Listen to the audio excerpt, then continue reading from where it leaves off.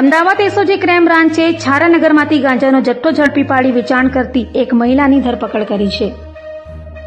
અમદાવાદ શહેર SOG crime બ્રાન્ચે સરદારનગરના છારાનગર વિસ્તારમાં મોટી કાર્યવાહી હાથ ધરી છે, જેમાં 6 કિલોથી વધુ ગાંજાનો જથ્થો ઝડપી પાડવામાં આવ્યો છે. આશરે 60,500 રૂપિયાની કિંમત ધરાવતા આ ગાંજા સાથે એક મહિલાની ધરપકડ કરવામાં આવી છે. એસઓજીને મળેલી ચોક્કસ બાતમીના આધારે આ સફળતા મળી છે.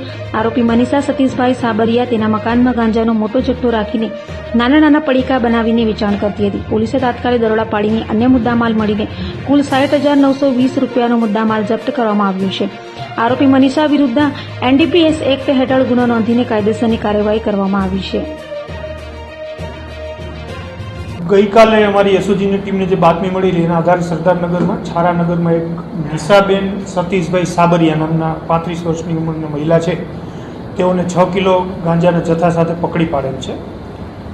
હવે આની મુખ્ય એમો એવી હતી કે આજે નિશાબેન છે પોતે એક કિડની એની પોતાની ડેમેજ છે અને એના હસબન્ડ છે એ હેન્ડીકેપ છે. એટલે એની જે આ આર્થિક સ્થિતિનો લાભ લેવા માટે એક બીજી જે મહિલા છે રૂક્ષાના કરીને એ આને એક ભાડે મકાન અપાવી દે છે છારાનગરમાં, અને એનું ભાડું છે એ પણ રૂક્ષાના ભરે છે. એ ઉપરાંત એને કમિશન આપે છે અને આની પાસેથી ગાંજાની પડીકીઓ બનાવી અને ઘરેથી વેચાણ કરવા માટે આપે છે.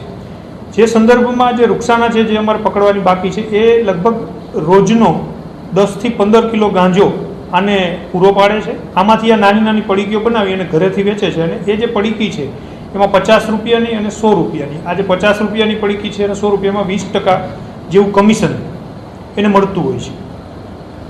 અને આ રીતે એ પોતાનું જે ઘર ચલાવવા માટે અને જે પતિ હેન્ડીકેપ છે એના કારણે આ જે ધંધો છે એમાં ફસાયેલી છે.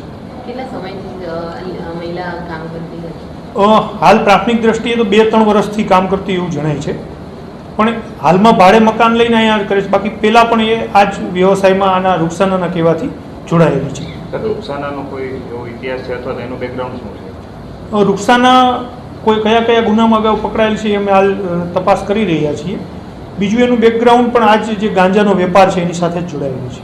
આ મહિલા જે પકડી એનો કોઈ ગુનાહિત ઇતિહાસ હતા એ કઈ? ના, હાલ એનો કોઈ ગુનાહિત ઇતિહાસ જણાતો નથી.